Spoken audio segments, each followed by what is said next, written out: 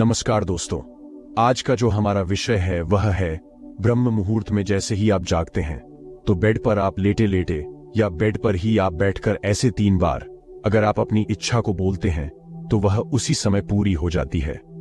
उसे समय नहीं लगता वह कैसे करें ऐसा कि जिससे आपकी कोई भी इच्छा हो, चाहे वह भौतिक वस्तुओं की कोई इच्छा हो, चाहे वह रिलेशनशिप की कोई हो या अन्य कोई भी दुनिया में आपकी इच्छाएं हो, वो या आपकी आध्यात्मिक इच्छा है, कोई आध्यात्मिक स्तर में कहीं आगे बढ़ना चाहते हैं या उससे रिलेटेड कोई भी इच्छा है तो वह सब पूर्ण हो जाएंगी अगर आपको ब्रह्म मुहूर्त में इस तरह से 3 बार बोलेंगे। तो दोस्तों, इस विषय में पूरी जानकारी से आपको हम बताने जा रहे हैं, तो वीडियो में अंत तक बने रहे ताकि आप भी इसका रहस्य जान पाए और आप भी इस संसार के जो भोग विलास और ऊषा अध्यात्म को पा सके। दोस्तों, आप सभी का हम स्वागत करते हैं। दोस्तों, पहले हम ब्रह्म मुहूर्त का समय जान लेते हैं। वैसे तो ब्रह्म मुहूर्त का समय 3 से 5 कहा जाता है, लेकिन आप फिर भी 3:36 से यह समय शुरू होता है और यह सुबह के 5:30 तक ब्रह्म मुहूर्त का समय रहता है। अगर आप किसी और देश में रहते हैं जिससे आपको इन समय का नहीं पता लग रहा है कि कौन सा समय ब्रह्म मुहूर्त का है, तो आप देख लें आपके सूर्य कितने बजे निकलता है। उससे 1.5 घंटे पहले का समय ब्रह्म मुहूर्त कहलाता है। तो आप अपने जिस भी कंट्री में रहते हैं, देश विदेश जहां भी आप रहते हैं, वहां के सूर्य के उगने का समय आप चाहे गूगल पर ही चेक करके आप कर सकते हैं कितने बजे सूर्य उदय होगा आपके देश में। तो उसके 1.5 घंटे पहले का समय आप माइनस कर ले तो वो आपका ब्रह्म मुहूर्त का समय निकल जाएगा। उस समय आपने बैठकर यह जो आपको हम आज बताएंगे इसे ऐसे ही आपको करने हैं, तो आप हर तरह के सुख सुविधाएं और उस अध्यात्म सभी चीजों को पा सकते हैं। दोस्तों, हर व्यक्ति के जीवन में किसी न किसी चीज की कमी जरूर रहती है। किसी को पढ़कर आगे बढ़ने की, किसी को सरकारी जॉब लगने की, किसी को प्राइवेट जॉब लगने की, किसी को एमएनसी कंपनी में जॉब लगना है, किसी को अपना व्यापार शुरू करना है, किसी को व्यापार में अलग अलग अपॉर्चुनिटी चाहिए, किसी को अपने को आगे बढ़ाना है, आगे की पोजीशन लेनी है, किसी को संसारत जो है, बच्चे चाहिए, लड़की चाहिए, लड़का चाहिए, शादी करनी है, इस तरह के कई तरह की घर चाहिए, कर्ज है, बहुत सी चीजें उनको चाहिए होती हैं जिनकी वजह से वह वंचित रहने के कारण असंतुष्ट रहते हैं। किसी को धार्मिक अध्यात्म में आगे बढ़ना चाहता है या उस परमात्मा से एक होना चाहता है, आत्मा साक्षात्कार करना ना चाहता है। हर किसी की कोई ना कोई इच्छा है। तो यह ब्रह्म मुहूर्त का यह समय ऐसा होता है जिस समय सभी देवी देवता विचरण कर रहे होते हैं, सभी जगह उनकी ऊर्जाएं व्याप्त होती हैं।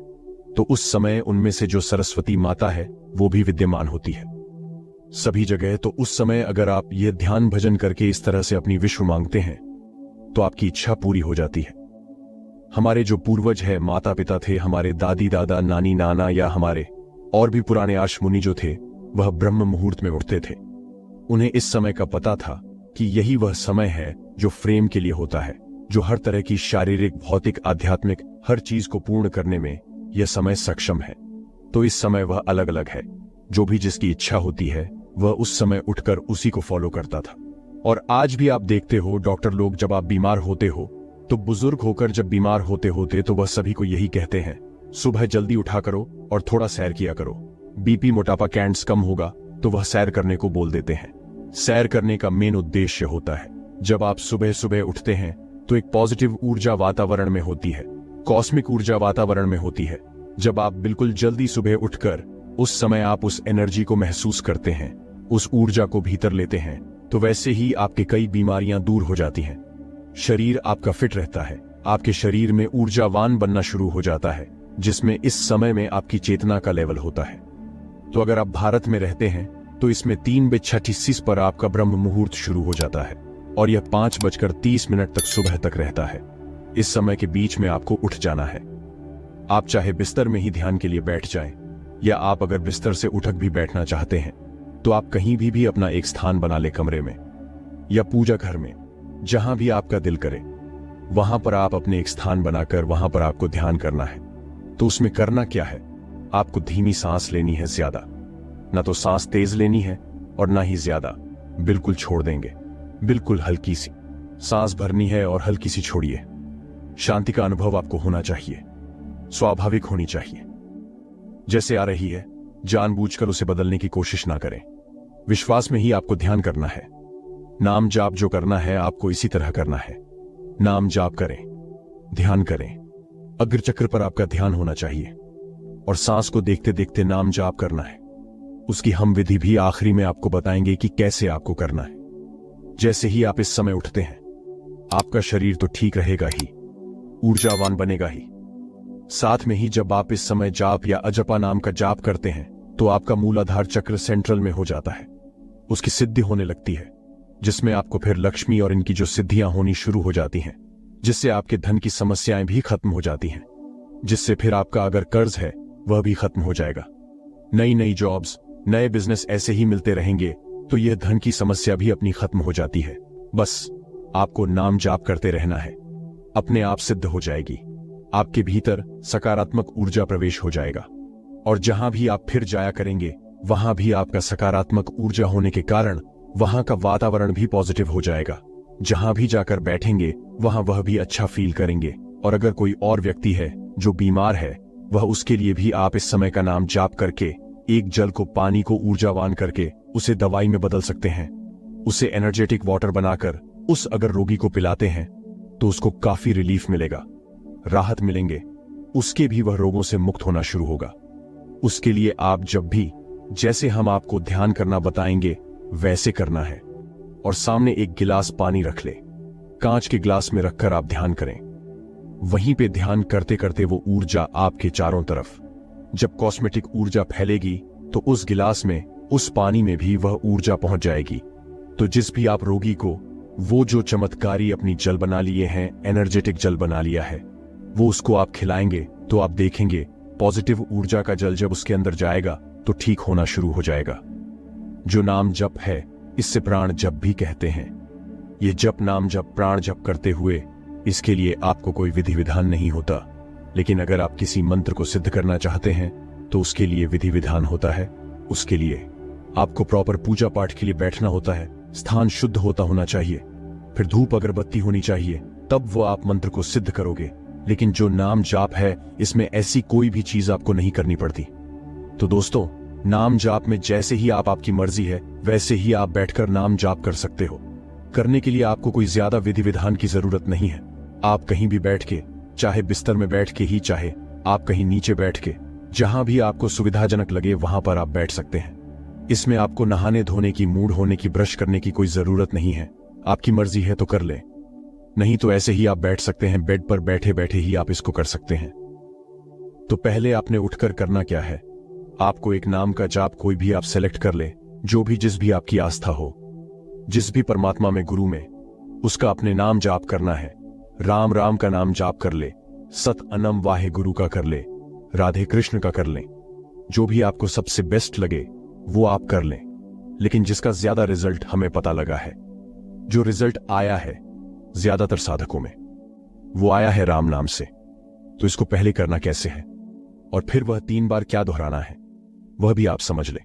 पहले आपने शुरू में जहां भी आप बैठ गए 15 मिनट तक आपने नाम जप करके उस एनर्जी को आपने नजदीक लाना है, अपने भीतर लाना है, उसको महसूस करना है, उससे एक होना है। जब एक हो जाएंगे तब हम वह 3 बार अपनी इच्छाएं बोलेंगे और फिर वह पूरी हो जाएगी। करना कैसे है आपको, जिससे बहुत ज्यादा रिजल्ट आए हैं, उस विधि को हम आपको बताने जा रहे हैं कि कैसे ज्यादा रिजल्ट एल्ट को आएंगे। तो उसके लिए आपको क्या करना है, आपको श्वास लेनी है और छोड़नी है, इन दोनों में ही जाप करना है। लेकिन कैसे करना है वो आज समझ ले। जैसे ही आप श्वास ऊपर भरेंगे तो आपको राम नाम शुरू कर देना है। वह 2 बार, 4 बार, 10 बार, जितनी बार भी बोला जाए, आपका सांस उतनी ऊपर है, उतनी बार बोलते रहे। और जब श्वास छोड़े फिर राम राम आपको करना है, चाहे वह 4 बार बोला जाए, चाहे 10 बार बोला जाए। जैसे श्वास ली, श्वास लेते ही आपको शुरू कर देना है राम राम राम। जैसे ही सांस, फिर आपको छोड़नी है, फिर दोबारा से जब आप छोड़ेंगे फिर छोड़ते टाइम राम राम राम। इस तरह से आपको सांस लेते टाइम राम का उच्चारण करना है और सांस छोड़ने के टाइम आपको उच्चारण करना है। ये थोड़ी सी विधि बदल गई है लेकिन इसके रिजल्ट बहुत ज्यादा आए हैं। तो ये आप जहां पर आप कर ले, 15 मिनट तक जाप कर ले। अगर आप अजपा करना चाहते हैं तो आप अजपा भी कर सकते हैं, मन ही मन में वह उच्चारण करें, अन्यथा जाप कर ले, उसके रिजल्ट बहुत ज्यादा आ रहे हैं। तो आपने इसे 15 मिनट तक पहले तो ये करना है। 15 मिनट आपको रोज करना है। आपकी इच्छा पहले दिन पूरी हो जाए, दूसरे दिन पूरी हो जाए। 21 दिन से पहले पहले आपकी इच्छा पूरी हो जाती थी। किसी किसी को एक ही दिन में हो जाती है, तो आपने इसको 21 दिन कम से कम करना है।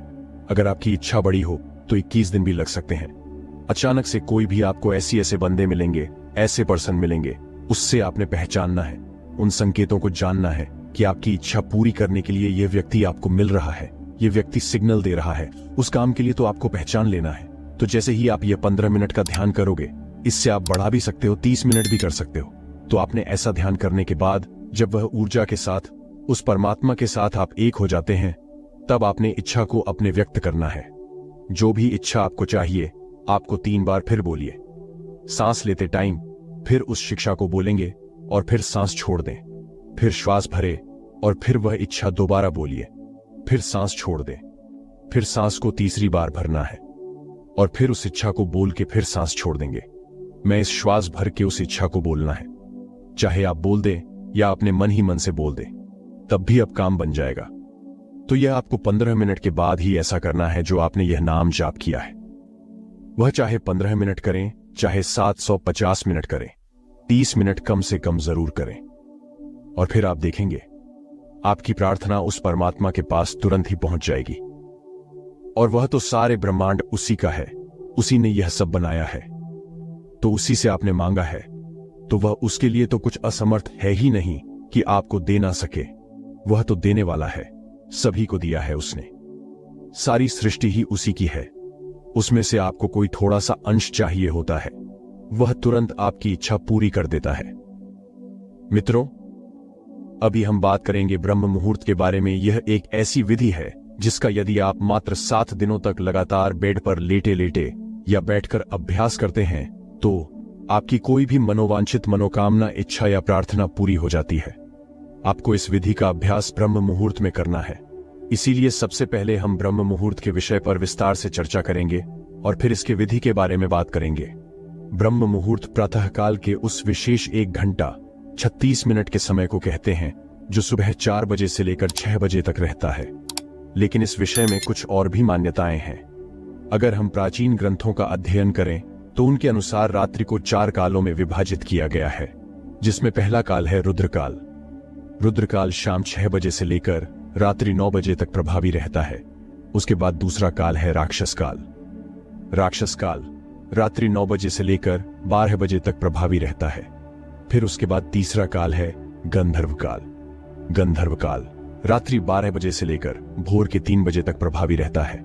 और फिर आता है चौथा काल, यानी कि जिसे अंतिम प्रहर भी कहा जाता है, वह है मनोहर काल। मनोहर काल भोर के 3 बजे से लेकर सुबह के 6 बजे तक प्रभावी रहता है। ब्रह्म मुहूर्त के समय की जो मान्यताएं हैं, वह मनोहर काल यानी कि 3 बजे से 6 बजे के बीच में ही पड़ती हैं। हालांकि विभिन्न देशों में सूर्योदय के समय में भेद रहता है, अतः कोई एक निश्चित समय ब्रह्म मुहूर्त का हर स्थान का एक ही नहीं बताया जा सकता। लेकिन यदि आप मनोहर काल के बीच में यानी भोर 3 बजे से लेकर सुबह 6 बजे के बीच में किसी भी समय जल्दी उठते हैं, तो यह समय अमृत वेला यानी ब्रह्म मुहूर्त का समय ही माना जाएगा। अगर हम ब्रह्म मुहूर्त का शाब्दिक अर्थ को समझने की कोशिश करें तो ब्रह्म का मतलब होता है देव, अर्थात जो ज्ञान के देवता है, और मुहूर्त अर्थात समय खंड यानी एक ऐसा समय जिसमें हम ज्ञान को समझने का प्रयत्न करते हैं, यानी कि ज्ञान को समझने का जो समय है उसको हम ब्रह्म मुहूर्त कहते हैं। ब्रह्म मुहूर्त की बहुत ही महत्वपूर्ण चर्चाएं हमारे शास्त्रों में की गई हैं। ब्रह्म मुहूर्त में जो ब्रह्मांड है और जो देव शक्तियां हैं, वह वातावरण में विचरण करती रहती है। अगर आपकी नींद इस समय के दौरान अचानक खुल जाती है, तो इसका मतलब शुभ ऊर्जा आपसे संपर्क करना चाहती है। इसलिए जब आप इस समय में उठकर ध्यान जैसी शुभ क्रियाएं करेंगे, तो आपको बहुत जल्दी उन ऊर्जांचल, इस समय बहने वाली वायु को अमृत वायु कहा जाता है, क्योंकि सारा प्रदूषण और सारी दूषित वायु समाप्त होकर वातावरण में ऑक्सीजन के रूप में व्याप्त रहती है। और रात के समय ओस पड़ने के कारण इस समय वायुमंडल दिन की अपेक्षा काफी शीतल रहता है और मनोहर रहता है। इस समय वातावरण बिल्कुल शांत होता है और इस समय सोकर उठने के कारण हमारी मस्तिष्क की सभी क्रियाएं भी बिल्कुल शांत होती हैं। इसलिए यदि आप इस समय अपनी स्टडी करते हैं, पढ़ाई करते हैं, कोई प्लानिंग करते हैं या इंटर रिस्पेक्ट करते हैं या ध्यान करते हैं, तो उसमें आपको बहुत लाभ मिलता है। आपने वह कहावत तो सुनी ही होगी कि जल्दी सोना और जल्दी उठना सफलता की प्रथम सीढ़ी है। इसीलिए यदि आप भी सफल होना चाहते हैं तो ब्रह्म मुहूर्त में उठना शुरू करें। इससे आपको बहुत सफलता मिलेंगे। एक्चुअली प्राचीन काल में इलेक्ट्रिसिटी नहीं होती थी, इसीलिए लाइट नहीं रहने पर लोग सूर्यास्त के बाद सो जाते थे और सूर्योदय से पूर्व यानी ब्रह्म मुहूर्त में ही उठ जाया करते थे। यह प्रकृति के साथ चलने की उनकी एक पद्धति थी। अतः जो भी व्यक्ति प्रकृति के साथ संतुलन बनाकर चलता है वह हमेशा स्वस्थ ही रहता है। और यह भी देखा गया है कि जो लोग प्रातःकाल जल्दी उठते हैं वह बिल्कुल स्वस्थ रहते हैं, और अक्सर वह लोग जो नाइट शिफ्ट में काम करते हैं उनको स्वास्थ्य संबंधी समस्याएं आने लगती हैं। कहने का तात्पर्य यह है कि अगर आप प्रकृति के साथ मेल झोल बनाकर चलते हैं तभी हम स्वस्थ रहते हैं। लेकिन अगर हम प्रकृति के खिलाफ चलना शुरू हो जाए तो हमें शारीरिक रूप और मानसिक रूप से समस्याएं आनी शुरू हो जाती हैं। मित्रों, अब तक आप समझ चुके होंगे कि ब्रह्म मुहूर्त क्या है और इसका महत्व क्या है। अब हम बात करते हैं ध्यान विधि के बारे में। सबको मालूम है कि प्रातःकाल का समय ध्यान के लिए सर्वश्रेष्ठ समय होता है। इसलिए आज हम एक ऐसी ध्यान विधि की बात करेंगे जो विशेषकर ब्रह्म मुहूर्त में ही की जाती है। यदि आप इस विधि को निरंतर 7 दिनों तक केवल 10 मिनट की अवधि तक हर रोज इसका अभ्यास करते हैं तो इन 7 दिनों के भीतर ही आपको इस विधि का रिजल्ट मिलने लग जाएगा। यह विशेष रूप से आपकी कोई इच्छा, कोई मनोकामना अथवा आपकी कोई प्रार्थना जिसको आप पूरा करना चाहते हैं उसके लिए है। इससे पहले कि हम इस विधि पर पूरी बात करें, थोड़ी सावधानी रखनी जरूरी है।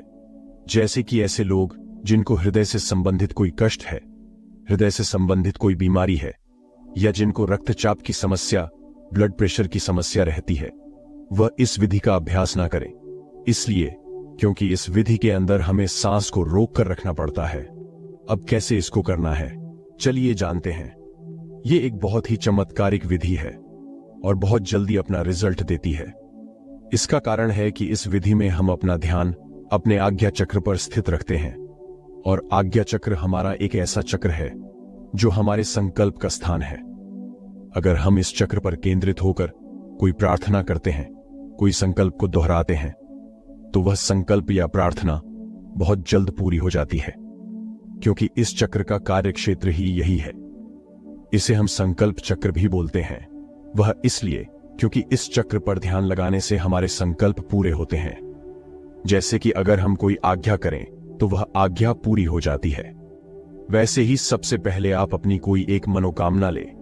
जैसे कोई भी ऐसी इच्छा है जो आप पूरा करना चाहते हैं, उसको अच्छी तरह डिसाइड कर ले कि मेरी यह इच्छा है, मेरी यह मनोकामना है या यह पूरी होनी चाहिए, क्योंकि आपको 7 दिनों तक केवल उसी इच्छा की पूर्ति के लिए ही इस ध्यान विधि का अभ्यास करना है।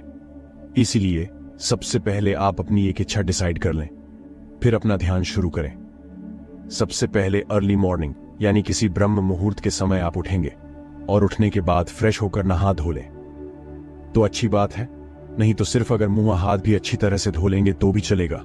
और फिर उसके बाद आप अपने घर के मंदिर में, पूजा स्थल में या अपने ध्यान में ध्यानत होकर बैठ जाएं। ध्यान रखें कि वह जगह ऐसी हो जहां से बाहर की प्राणवायु भी आपके कमरे के भीतर प्रवेश करती हो, क्योंकि इस विधि को हम प्रातःकाल ब्रह्म मुहूर्त में करते हैं। अतः इस समय आपको शुद्ध प्राणवायु की जरूरत रहेगी। तो ऐसे स्थल पर बैठना है जहां पर खुली हवा आपको अपने रूम में आती रहे। और जब आप ध्यानस्थ होकर बैठे तो कमर सीधी करके और गर्दन सीधी करके दोनों हाथों को घुटनों पर रखकर बैठ जाए। इसके बाद मुट्ठी बंद कर लें और पहले 2-3 मिनट अपने मन को शांत करें और शरीर को स्थिर करें। जब आपका मन शांत हो जाए, शरीर स्थिर हो जाए तथा श्वास सामान्य हो जाए, फिर आपको अपना ध्यान अपनी आज्ञा चक्र पर लेकर जाना है। आज्ञा चक्र यानी कि दोनों भौहों के बीच में जहां पर हम तिलक लगाते हैं या स्त्रियां बिंदी लगाती हैं, उस स्थान पर आप अपने अवधारणा को, अपनी अटेंशन को लेकर आएंगे और वहीं पर पूरा समय आप अपना ध्यान बनाकर रखेंगे। अब आपको इसी जगह पर लगातार अपने मानसिक नेत्रों से इस स्थान को महसूस करते रहना है। जब आप अपने मानसिक नेत्रों से इस स्थान को महसूस करते रहेंगे तो अपना ध्यान यहां पर बनाए रखेंगे। फिर आप एक लंबी गहरी सांस भरेंगे और लंबी गहरी सांस भरकर उसको अंदर ही रोक कर रखेंगे।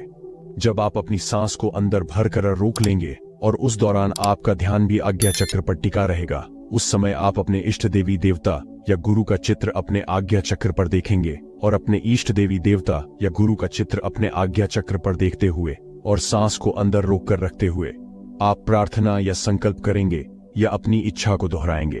जो भी आपकी इच्छा है एक लाइन में उसको दोहराना है कि हे गुरुदेव या हे मेरे परमात्मा, जिनको भी आप मानते हैं उनके आगे आप प्रार्थना करेंगे कि मेरी इच्छा पूरी हो। और तब तक आप उस इच्छा को दोहराते रहेंगे जब तक आपके अंदर उस सांस को अंदर रोक के रखने की क्षमता है। वह सांस अपने अंदर 10 सेकंड भी रोक सकते हैं, 20 सेकंड भी रोक सकते हैं या फिर 30 सेकंड भी रोक सकते हैं। जितना हो सके बिना कष्ट के आप अपनी सांस को अंदर रोक सकते हैं। इसके बाद ध्यान आज्ञा चक्र पर बनाए रखेंगे और अपने मन की आंखों से अपने इष्ट देवी देवता या गुरु का स्मरण करते रहेंगे और बार बार अपनी इच्छा को रिपीट करते रहेंगे तब तक जब तक कि आपकी सांस अंदर रुकी हुई है। जब आपको लगे कि इससे ज्यादा आप अपने सांस को अंदर नहीं रोक सकते हैं तो फिर धीरे से मुंह से सांस को बाहर निकाल देंगे। याद रखें कि आपको अपनी सांसों को नाक से भरना है और बाहर मुख से निकालना है। इस तरह यह एक चक्र हुआ। फिर आप 15 या 20 सेकंड तक थोड़ा सा रेस्ट करेंगे और सामान्य स्थिति में बैठे रहेंगे। रेस्ट के बाद तुरंत दूसरा चक्र शुरू करना है, यानी कि फिर से एक लंबी गहरी सांस भरना है, सांस को अंदर ही रखना है, फिर अपने ध्यान को आज्ञा चक्र पर टिकाना है। इसके बाद अपने मन में इष्ट देवी देवता अथवा अपने गुरु का चित्र निहारना है और इन सभी चीजों के साथ दोबारा अपनी प्रार्थना को फिर से रिपीट करना है। अपने संकल्प को, अपनी इच्छा को फिर से दोहराएंगे और तब तक दोहराते रहे अंगे जितनी देर आपकी सांस अंदर रुकी रहेंगी। और जब आपको लगे कि इससे ज्यादा आप सांस को नहीं रोक सकते तो श्वास को मुंह से बाहर निकाल दे और फिर कुछ सेकंड तक रेस्ट करेगा। इस तरह ये 2 चक्र हुआ। ऐसे आपको लगातार बीच में रुक रुक कर कुछ सेकंड रेस्ट करते करते अपनी इच्छा को बार बार आपको दोहराते जाना है और लगभग 10 मिनट तक आपको ऐसा 7 दिनों तक हर रोज करना है। क्योंकि यह एक पूरी विधि है इसलिए आपको 7 दिनों तक सच्चे मन से इसे पूरा करना ही करना है, तभी आपकी सारी इच्छाएं पूरी हो सकती हैं। अगर आपने बीच में मिस कर दिया या छोड़ दिया तो आपकी मनोकामनाएं पूरी होने की संभावना कम है। आखिरकार ऐसा क्यों होता है और इस विधि की साइंस क्या है? पहली बात, हमारा आज्ञा चक्र, जैसे मैंने आपको पहले भी बताया है, यह हमारा संकल्प का स्थान है, यह हमारा आज्ञा का स्थान है, तभी इसका नाम आज्ञा चक्र पड़ा है। इसलिए जब हम इस स्थान पर आकर कोई आज्ञा करते हैं, कोई प्रार्थना करते हैं या फिर कोई संकल्प करते हैं तो वह आज्ञा, वह संकल्प, वह प्रार्थना पूर्ण हो जाती है। हम जो भी आज्ञा चक्र पर केंद्रित होकर कोई ऐसी चीज की डिमांड करते हैं तो वह डिमांड पूरी हो जाती है, क्योंकि यह इच्छा पूर्ति का स्थान है। और दूसरी बात, जब हम इस प्रकार से सांस को अंदर रोकते हैं तो क्या होता है, इससे हमारी पूरी बॉडी में एक इमरजेंसी की सिचुएशन आ जाती है। जब हम इतनी देर तक सांस को रोकते हैं तो क्या होता है, हमारा दिमाग रुक जाता है, हमारे विचार रुक जाते हैं। ऐसा क्यों होता है? ऐसा इसलिए होता है क्योंकि अब आपके पास लग्जरी नहीं है आराम से विचार करने की। इसीलिए जब आप अपना सारा ध्यान अगर किसी एक चीज को चुनकर लगाएंगे तो उसी स्थान पर आपका ध्यान लगा रहेगा, यानी कि आपका मन पहले से ज्यादा एकाग्र हो जाएगा। तो जब आप सांस को भरकर रोकते हैं तो यह दूसरी महत्वपूर्ण चीज है। और तीसरी बात यह है कि जब आप इस प्रकार एकाग्र हो जाते हैं और बार बार अपनी मनोकामना को रिपीट करते हैं तो क्या होता है, इससे धीरे धीरे आपकी वह इच्छा आपके चेतन मन से अवचेतन मन में चली जाती है। यानी वह इच्छा 1 दिन बाद, 2 दिन बाद या 3 दिन बाद जो विचार आप बार बार दोहरा रहे हैं वह आपके अवचेतन मन में जाना शुरू हो जाता है, जो हमारे मन का गहतल है। और अगर आप किसी विचार को अपने अवचेतन मन में यानी कि अपने सबकॉन्शियस माइंड में उतार देते हैं तो लॉ ऑफ अट्रैक्शन के अनुसार वह इच्छा आपकी पूरी हो जाती है। यही इसकी साइंस है। इसमें तीनों चीजें विशेष रूप से कार्य करती हैं। पहला, आज्ञा चक्र, क्योंकि यह आज्ञा का स्थान है इसीलिए हमारी आज्ञा को पूरी करता है। दूसरा, सांस जब अपने अंदर रोक कर रखते हैं तो शरीर में इमरजेंसी की स्थिति हो जाती है, जिससे आप फालतू के विचार करने से बच पाते हैं और आपका मन एकदम से एकाग्र हो जाता है। तीसरी चीज, जब आप अपने अवचेतन मन को खोल रहे होते हैं, तब आपकी जो इच्छा है वह आपके अवचेतन मन में चली जाती है, जिससे उस इच्छा पूर्ति के द्वार खुलने शुरू हो जाते हैं। और एक और जो सबसे महत्वपूर्ण बात है, वह आप इस विधि को ब्रह्म मुहूर्त के समय में कर रहे हैं। ब्रह्म मुहूर्त का समय की जो विशेषता है वह मैंने शुरू में ही आपको डिटेल में बता दिया है कि अगर हम कोई विधि ब्रह्म मुहूर्त के समय में करते हैं, यानी प्रातः काल में करते हैं, तो यह समय देवताओं का समय है, परमात्मा का समय है। अतः इस समय में आप अपने शुद्ध मन से कोई भी प्रार्थना करते हैं तो वह प्रार्थना आपकी जरूर सुनी जाती है। तो अब आप पूरी तरह समझ चुके होंगे। अगर आप भी कोई संकट में फंसे हुए हैं और आप उस संकट से बाहर निकलना चाहते हैं, तो उस संकट से बाहर निकलने के लिए आप इस प्रकार से ध्यान करेंगे, या आपकी कोई बहुत जरूरी कोई आवश्यक इच्छा है या मनोकामना है या कोई जरूरत है जिसे आप जीवन में पूरा करना चाहते हैं, तो उस इच्छा या जरूरत को आप इस विधि से अपने जीवन में पूरा कर सकते हैं। एक बात और, ऐसी कोई भी इच्छा पूर्ति के लिए इस विधि का प्रयोग ना करें जिससे दूसरे का नुकसान हो, अन्यथा इसके दुष्परिणाम के जिम्मेदार आप खुद होंगे। आप इस विधि का अभ्यास सच्चे मन से करें, क्योंकि यह विधि हमारी आजमाई हुई विधि है। खुद मैंने अपने जीवन में इसको कई बार आजमाया है और हमेशा इसमें सफलता हासिल किया है, इसीलिए आप भी सफल होंगे। इसका अभ्यास निरंतर करें, आपको बहुत लाभ होगा। आपको आज की हमारी प्रस्तुति कैसी लगी, कमेंट्स में जरूर बताएगा। नमस्कार, धन्यवाद।